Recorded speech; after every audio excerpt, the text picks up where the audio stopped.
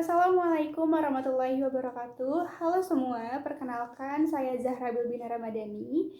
Pada kesempatan kali ini, saya akan memaparkan video edukasi sosial mengenai victim blaming terhadap korban pelecehan seksual. Melalui video ini, saya harap kita dapat memahami mengapa menyalahkan korban pelecehan seksual merupakan tindakan yang keliru, serta bagaimana kita dapat menjadi masyarakat yang lebih peduli, berempati, dan menghormati hak setiap orang.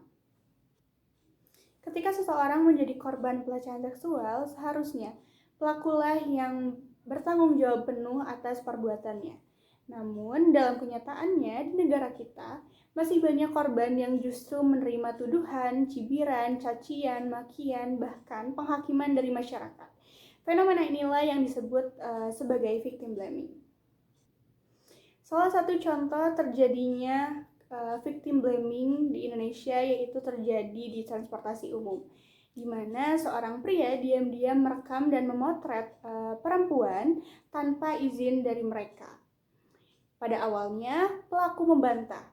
Ia tidak melakukan hal tersebut, tetapi setelah didesak dan diperiksa oleh pihak keamanan, pada akhirnya ia mengakui perbuatannya, meskipun dengan dalih bahwa video dan foto tersebut untuk dokumentasi pribadi saja.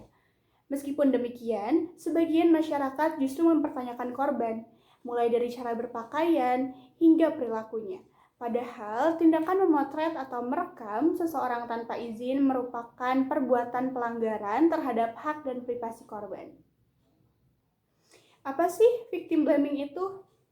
Victim blaming adalah sikap menyalahkan korban atas kekerasan atau pelecehan seksual yang dialaminya, yang dimana justru malah menyalahkan korban.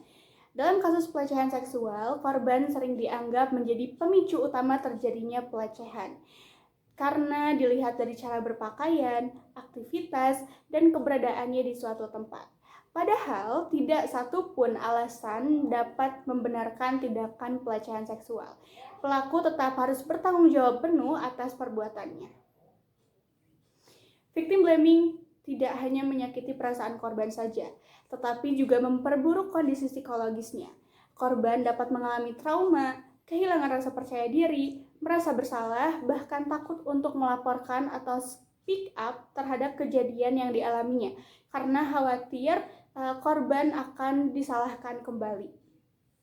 Sikap victim blaming itu sendiri sangat bertentangan dengan sila-sila Pancasila kita.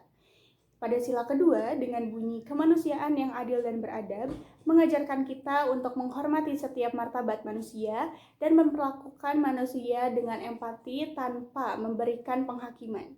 Selain itu, pada sila kelima dengan bunyi keadilan sosial bagi seluruh rakyat Indonesia, menegaskan bahwa setiap korban berhak memperoleh perlindungan, keadilan, dan perlakuan yang setara di hadapan hukum. Perlindungan terhadap korban juga dijamin oleh hukum Indonesia, di mana Undang-Undang Negara Republik Indonesia tahun 1945 pada pasal 28G menjamin hak setiap orang atas rasa aman dan perlindungan diri. Selain itu, pada pasal 28I ayat 2 menegaskan bahwa setiap orang berhak bebas dari perlakuan diskriminatif.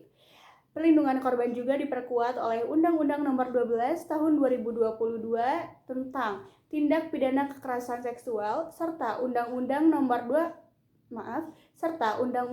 39 Tahun 1999 tentang Hak Asasi Manusia. Sebagai masyarakat, ada beberapa hal yang dapat kita lakukan guna mendukung korban. Yang pertama, dengarkan cerita korban tanpa menghakimi. Yang kedua, hindari memberikan komentar negatif dan menyudutkan korban, serta menyalahkan korban. Dan yang terakhir yaitu berikan dukungan moral dan bantu apabila diperlukan.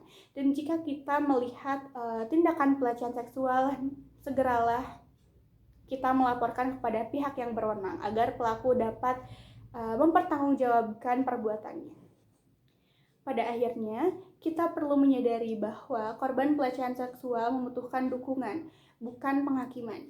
Dengan menghentikan budaya victim blaming ini, kita turut menciptakan lingkungan yang lebih aman, adil, dan menghargai martabat setiap manusia. Mari bersama-sama menjadi bagian dari perubahan ini dan jangan menyalahkan korban, tetapi dukung korban secara penuh untuk bangkit dari masa-masa kelamnya.